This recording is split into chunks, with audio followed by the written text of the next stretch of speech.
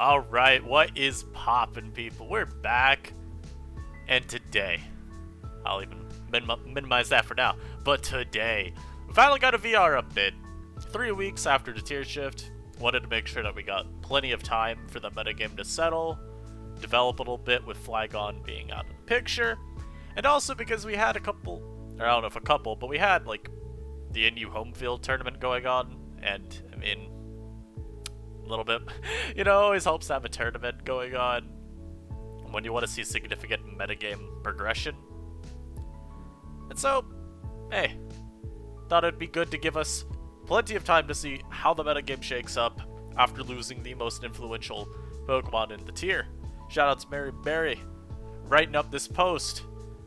And boy, does it feel good to not have to do that anymore, because now I don't have to write up the post while I talk about this.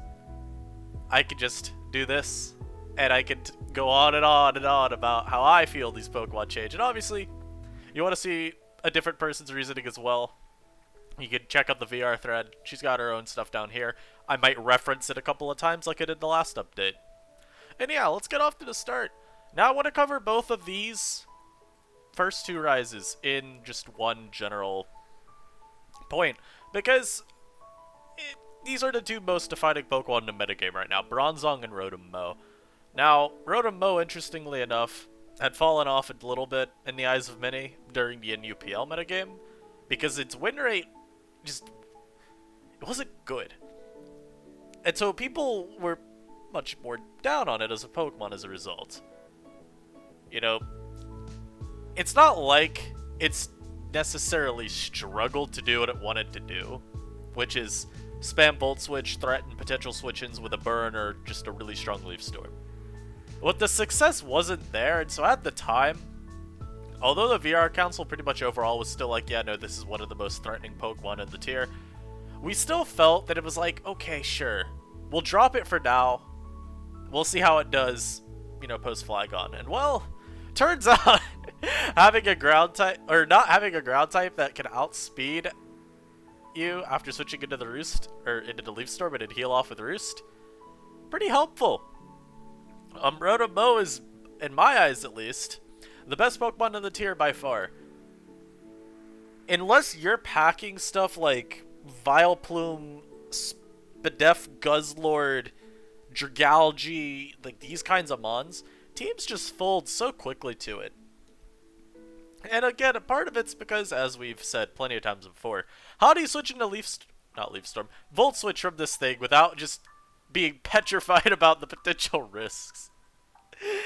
Just the, like, difference in threat between Leaf Storm and being constantly momentum gained on is so annoying to play against. And of course, yeah, we've got mods that switch into Rotom-Mow regardless. You know, again, Dragalge, Goodra, Vileplume, Celebi, Decidueye, these kinds of mods. It's just, oh my god, I hate seeding momentum constantly. And one of the other big things that has definitely helped Rotom-Mow is just nasty plot sets becoming so good. And that was a big part of this. I mean, losing Flygon didn't really help that much, right? I mean, you plot up versus Flygon, and then what is it, like, as it comes in, what does it do? You know, offensive sets still don't KO you, and they sure as hell die to Leaf Storm. And defensive sets, the most they can do is Toxic you. Or maybe like you turn into a Leaf Storm resist and then come back in, you know. You can play some annoying sequences, and that was really all you had. But Nasty Plot Rotom is surging so hard because, okay, I plot up, you go into your mon like, say, Goodra or Guzzlord or whatever, and then I Volt Switch on you for even more chip. Or I just Volt Switch still as you come in. There's just, it gives this mod so much potential at every stage of the game. You're an incredible pivot early and mid-game, and then you're a really threatening sweeper late game. And, sure, Scarf sets have fallen off, but does it really matter? Hell, I'd even go so far as to say Flygon leaving is also good because, hey look, less competition as a defogger. I don't think Defog Rotom-Mow is the best set. I would definitely say Nasty Plot Pain Split. But it's a certainly serviceable set that honestly could still fit Nasty Plot really easily. And then Bronzong 2 has stepped up, and a big part of that has been it usurping Copperaj's position as the best Steel type. Much like Rotom-Mow, this is entirely because the setup set has been not necessarily discovered, but heavily popularized. Iron Defense Body Press Bronzong with literally whatever last 2 moves you're running out of a pool of like Toxic, Stealth Rock, a Steel move, Psychic, Earthquake, Rest, even some like trick stuff's been run with Toxic Orb. It's really good. It's an incredibly potent sweeper that honestly can just 6-0 from preview. And then defensively, it's what we would label a real Steel type. It actually checks what you want a Steel type to check. Most of the time it's because you're running Heat Proof. I've noticed most Bronzong teams typically employ like 2 other ground immunes. Rotamo Talonflame's a really good combination. And so, you're on Heat Proof, you're one of the few checks to Copper Raj in the tier, like actual defensive answers to it, which is, you know, a heavy task, but Bronzong manages to do it quite well. And I especially really like rest sets. I think they're really cool, because Bronzong still definitely suffers from being able to be worn down quickly, not quickly, but worn down over time by just strong hits, maybe even U-turns from like Ninjask if you have to use Bronzong as your Ninjask answer. And so rest helping with that, helping make so Vaporeon can't beat you down with Scalds, helping you even just 1v1 things like, say, Sylveon, because, okay, I rest up, and then I have turns to stay asleep instead of just waste power points. It's just generally really helpful for all the sequences you'd want to play out with Bronzong. And a lot of these other tier shifts you will see are in part because Bronzong has just become so good. And then next up is Exploud. Shouldn't need to say too much about this. People are just continuing to respect Boom Burst from it more and more and more. There are some defensive answers to it, yeah. I mean, again, like Bronzong. Especially because a good amount do run some special bulks that at least lets you take those hits. And with Heat Proof, even Overheat isn't a huge worry. But even still, your resists are taking like 40%, man. And all the resists just fold to coverage. So like, non-Heat Proof Bronzong, of course, that folds to Overheat. Escavalier and Copper Roger, those fold to Overheat. Diancie, I mean, it doesn't want to take Hydro Pump. Now, I will give these Pokemon this much. Having Exploud not lock into Boom Burst is still really good. But, again, it's just... I feel like a lot of time you could run Boom Burst and no other move, and you would still find success. And next up is Xatu, and I really think Xatu's great right now, because partly Bronzong being so high usage, but also because as we've seen a little bit of a rise in Rock's Copperajah again. I say a little bit because I really don't think it's the good set at all on it. But Xatu's just really consistent at being able to deny Stealth Rock from a lot of the common setters. Garbodor, throw that in as well if you want to talk about other hazard setters. It's a great Iron Defense Bronzong answer because Quad Resist Body Press.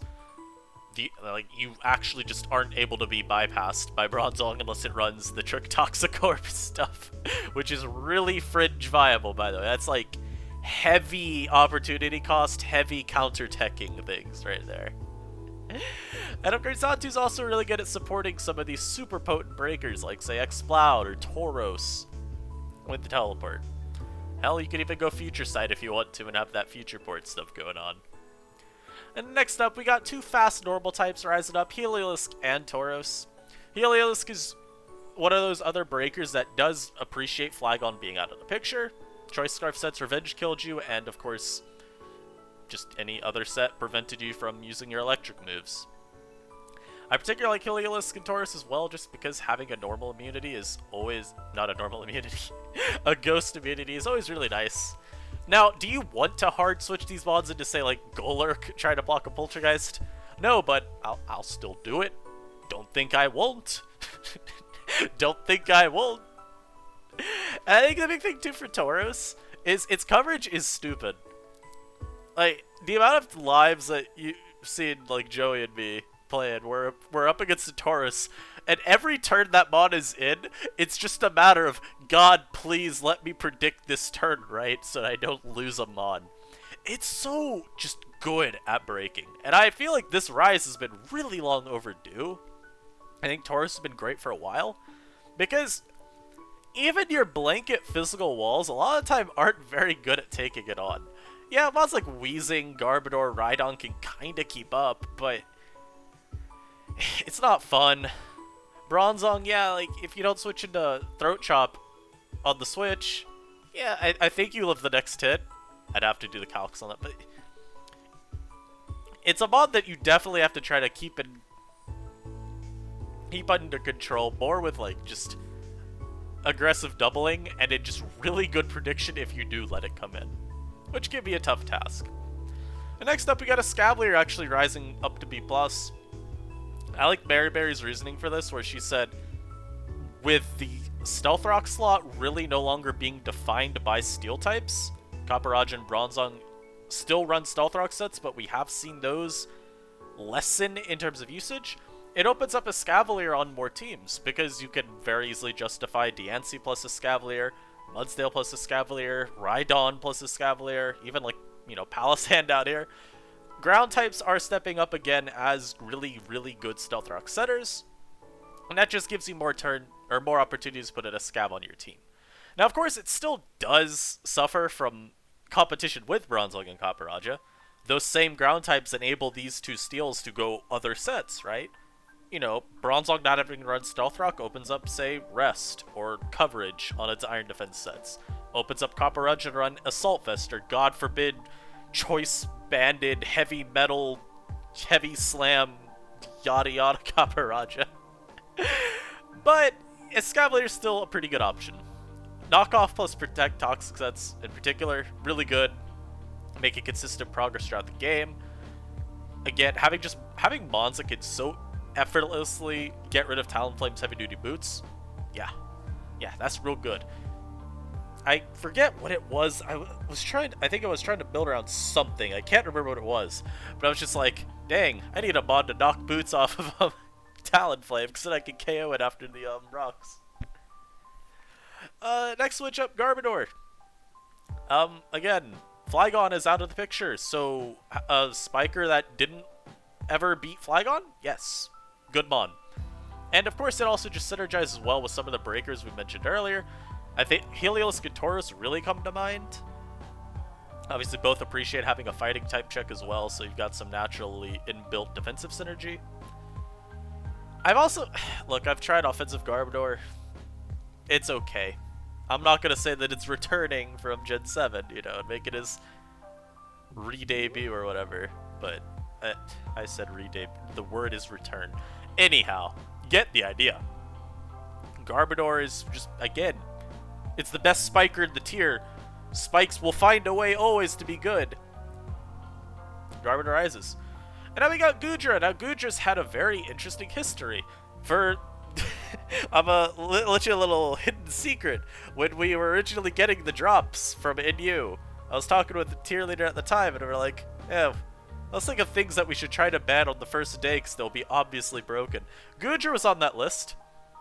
Things have not panned out that well for Goodra, no. But Goodra's, it's been on the up and up. Ice Spray Belt sets are really good. Goodra's coverage is just super incredible, so anything that might switch into you always has to fear getting super effectively smacked. And we've seen even Iron Tail pick up in recent time, just so you, like, insta-gib Diancie. Moves like Surf and Hydro Pump just don't cut it. And you still retain it gives you the best coverage overall against fairies. You still hit Sylveon. Diancie gets hit harder. I guess you hit Comfy as well. I don't know how that mon is still in you. I like it, but it should not be in you. And even defensively, that huge special defense stat is pretty nice. Again, letting you pivot into Rotom-Bow repeatedly, you can take some hits from foes like Heliolisk. You're not OHKO'd by Exploud. Not too bad. And we see the Demon Bug rise again to B+. As we said last time, Ninjask retains its spot as the best late-game sweeper in NU. Speed boost just, yeah, nothing can rival you. And I will say this much. I don't think Ninjask appreciates Diancie being as good as it is, Iron Defense Bronzong being as good as it is, Copperajah still being incredible, Garbodor being even better. You know, there are a lot of things that go against Ninjask. I feel like part of this might just be people having thought Ninjask was underranked. that we need to put more respect on its name. And hell, it's a ground immunity. I'll switch it into a Golurk. Don't think I won't. I'll switch it into your Rhydon's Earthquake and then you turn into my... I don't know. What resists rock that I'd switch in? My Quagsire? Yeah. Quagsire Ninjask balanced. It's a new build. But you get the point, right? Late game sweeper, that... the speed tier just makes it so hard to match. And you even get early and late game, not late, early and mid game utility with U-turn. Cool mon.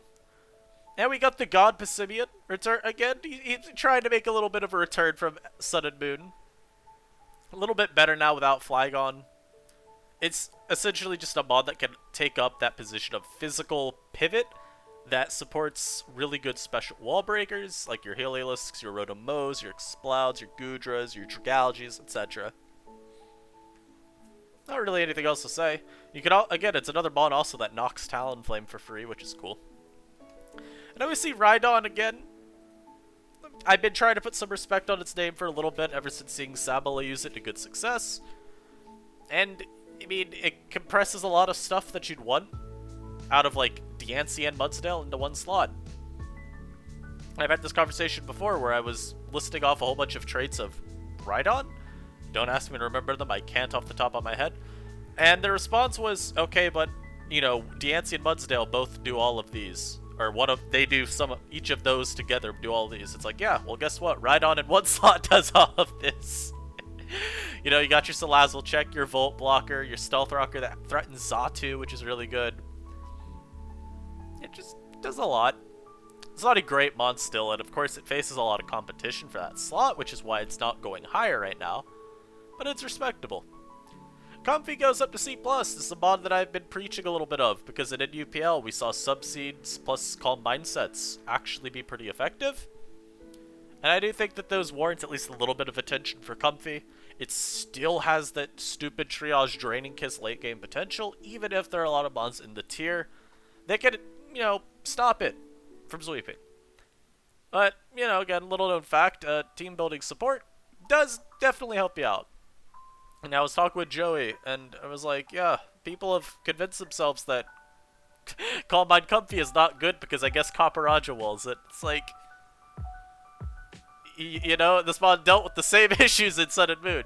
To a different extent, of course. You had hidden power so you could actually, like, chip these for yourself, but, you know, essentially the mod's going from being able to break these mons on its own, not really break it on its own, but apply some chip damage on its own, to needing teammates to pick up the slack.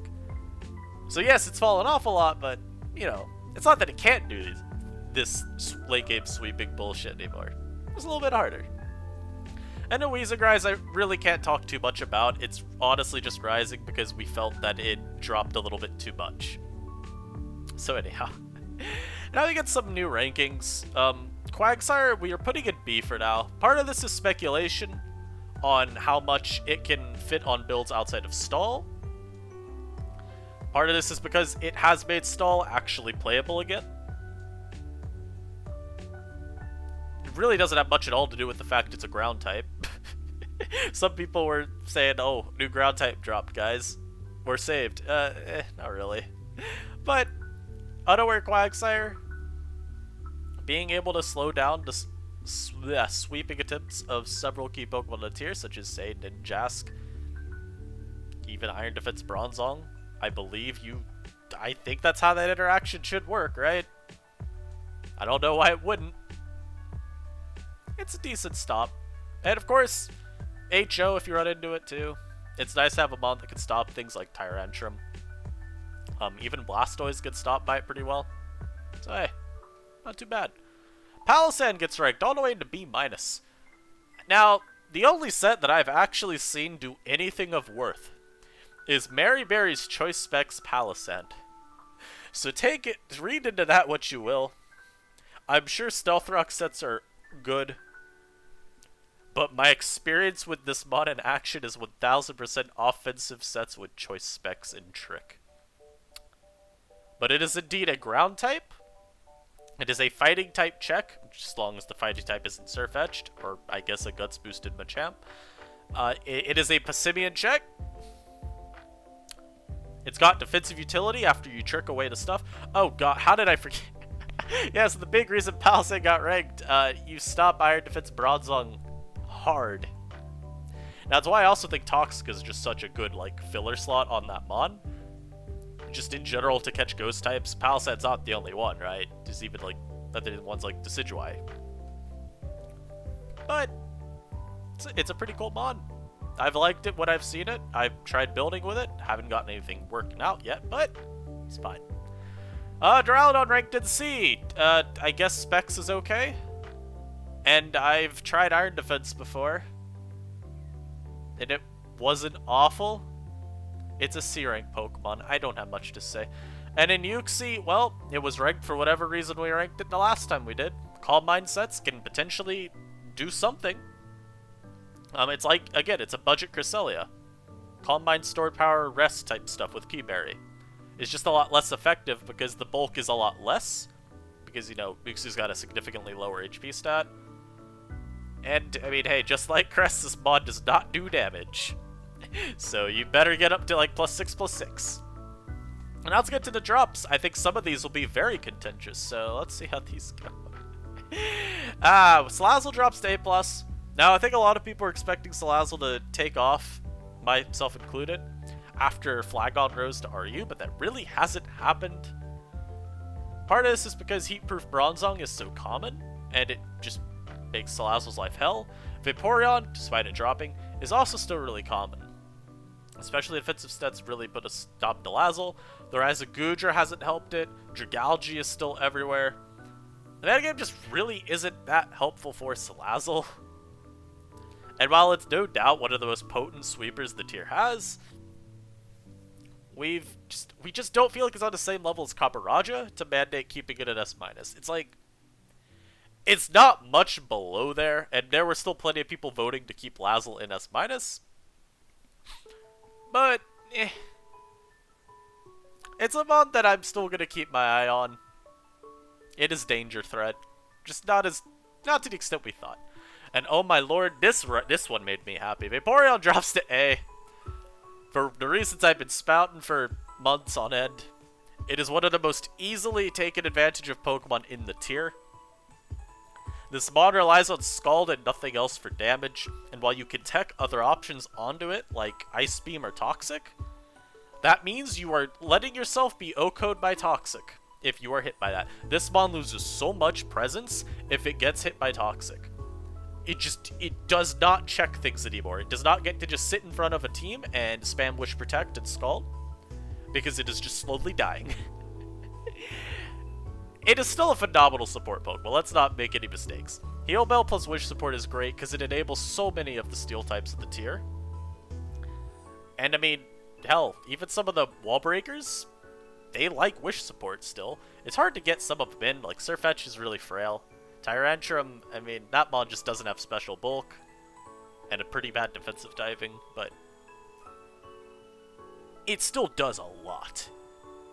I think also, and we can kind of transition in the next one right here, with Blastoise and even Salazzle, with both of these mons trending a little bit downward, even defensively Vaporeon isn't as necessary maybe. Plus, of course, you always have to consider that it's competing with Sylveon if you want to run that mon as a Wish Setter, or Wish Passer. Let's also talk Blastoise though. Drop into A-, and this is a mon that people have been calling for bans for a while. I think at this point it's mostly just Hyper Offense having really fallen off. You don't see it that much anymore. And Blastoise being the poster child for such builds, well, if those builds aren't considered as viable as they used to be, well, people are going to stop considering Blastoise as viable. Now, that's not to say Blastoise isn't still one of the most potent sweepers in the tier. After 2 Shell Smashes, if you can manage it, even just 1 really, you can threaten an awful lot of progress. Sometimes you just outright the game. It's just, you know, it's harder to get those ideal situations where you get both the Shell Smashes. I think Blastoise's issue has always been that after 1 smash, it's still a little weak. It's missing out on just a few damage rolls than it was. And with screens being gone, I say gone as if they still don't see some use / that you can't use them at all, but with screens being a lot worse, you just don't get those second shell smashes off as frequently. And so Blastoise doesn't end up just sweeping on the spot anymore. And here's a big drop-off right here. Glastrier from A+ to A-. Now, we originally were voting to rank it the second time. I think it was originally B+, maybe? And then it jumped like all the way up to A+. And I think I had been conservative and wanted to say it A- because I was looking at it and I'm like, Glastrier is good. But I feel like it's not that good. And it's a weird mod too, because in NUPL, its success rate, it had like a 60% win rate or something. But I would say the big issue for it has just been that Bronzong has been rising so hard. And with Bronzong being as common as it is, Glastrier just does not make the same progress anymore. Iron defense sets between the two, obviously it's essentially just a contest of who can crit the other first. Depending on what Bronzong's moveset is, if it has Toxic, well then that can be problematic for Glastrier, pending its moveset as well, because, you know, what if it's sub or rest? There's a lot of what-ifs in that match, but still. Those sets are great, and of course Sword Stance sets don't really want to have to run Throat Chop.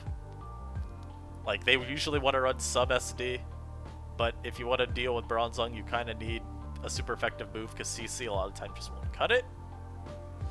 And while Glastrier can blanket check an awful lot with its impressive bulk, it still has the dreaded mono ice defensive typing, which means a lot of these behemoth wall breakers that we have can still force an awful lot of damage onto it. Oh, I went way too far down there. The next drop, Arcanine. This is a mon that just has not seen a lot of usage. And in general, I just think, like, if I'm looking at it and I'm considering it as a physical wall, I'm asking myself, what does it check?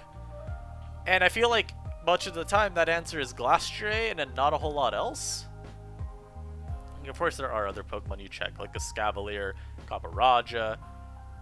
I think you check Tauros just fine. Not just fine, but I think you check Tauros. Not well, but I think you do. But in general, just... There's also an awful lot of opportunity cost that comes with that slot, because a lot of time people want to run a Talonflame or a Salazzle instead. Well, Salazzle does an awful different thing than either of those two. Talonflame is generally just perceived as the better utility-esque fire-type pivot, as it offers a good bit of revenge killing support as well from that slot due to its great speed. And then we see a Kingdra drop, and the reasoning we had was essentially just that dedicated Vaporeon abuser slot is no longer as necessary as it once was looked at. And so Kingdra's hit viability was pretty largely tied to that, so it takes a little bit of a hit. And then Tyrantrum drops right back to B. And I mean, a lot of this was just because, you know, people felt we were like, maybe that rise was not justified. It's one of those wall breakers that you always have to respect in the builder and in game. My issue with Tyrantrum has just always been, it feels really unrewarding to build with. I always feel like I'd rather have had just another wall breaker over it. Like, a whole bunch of other things don't provide any defensive utility, but what they do offensively just feels so much more significant because of how difficult they are to deal with defensively, right? So like with Tyrantrum, you've got an awful decent amount of mons that can give it a headache defensively, i.e. Bronzong, Mudsdale, if you want to look at a few more niche options, Palisand even. But say something like Surfetched or something. The defensive counterplay is more limited. And so I'm just looking at that and I go, yeah, I'll take that instead of maybe whatever minor defensive utility Tyrantrum brings. Next up, we got Machamp falling to B-. Again, this has to do with just it not seeing significant usage and also just justifying this over Surfetched or Toxicroak. Or even like Passimian if you just want to look at it through the lens of fighting type on my team. It's really, really hard. Now yeah, Druddigon is dropping to C because at the beginning of NUPL, Sheer Force Wallbreaker sets were seeing some usage. And they were admittedly not too bad. Since then, and I think we're talking like week 2 of NUPL, so this is like a month and a half ago. Yeah, a month and a half ago, that sounds right. But since then, Druddigon just has not been used in any meaningful capacity, so It might just be that it's not very good. And if Irizion falls to sea as well, it's like at this point it really just seems to be a sort of very fringe setup sweeper that always wishes it had a 5th move slot for coverage. That's also just not very strong, which doesn't do it any favors either. So, you know. And let's do the gauntlet of unranked's and why we did. Alolan Executor. I don't know why we unranked it, because this mon should realistically be rising to B-. I'll stop coping. The reason we gave was it can struggle to wall break against certain archetypes. If you match up like Sylveon plus Heatproof Bronzong, yeah, that's quite awfully hard, and those teams are very common right now. My refute to that is, okay, congrats, you've listed one archetype that it is hard for Eggy to break against. Now note the other teams that it is not hard for Eggy to break against. I mean, look, Sylveon's incredible and all, Heatproof Bronzong's incredible and all, but people do still use Copper Raja. People still do use Vaporeon. Like, you know, it's just strict alternatives to these options, which is why I still put a lot of value into Alolan Executor as a wall breaker. Some balances, yes, it will struggle against, but we're not talking about some mon that's in like the high A ranks or something. We're talking about a mon that's at the dredges of viability. So yeah, I believe that we should have kept it ranked, but I won't lose sleep. Inteleon, this mon's niche was pretty much already just to be a fringe viable Scarfer, and yeah, it's not very good. You can find revenge killing through other means quite easily. Jellicent, it was mostly ranked because it did some stuff that Vaporeon wanted to do just a little bit better. Mostly checking Glastrier, I would say, while still just being like a water type that could give some mons a little bit of issue, like with Colbur Berry maybe you tank the Dark Pulse from Blastoise into Toxicant. But it feels like it fits on such a limited amount of teams, and while it does still see actually some usage, the opportunity cost feels like it was a little bit too significant. Quillfish is unranked because it does not do anything that you want a poison type or a water type to do. It does not beat the fighting types of the tier, and it, you know, so that's the poison type slot. And as a water type, it does not check things you want water types to check, outside of like Glast, and I guess Talonflame, but you just get burned. And then we ranked both the Sylvallies that we had at the bottom, which means Sylvally Ghost is the only one ranked in NU.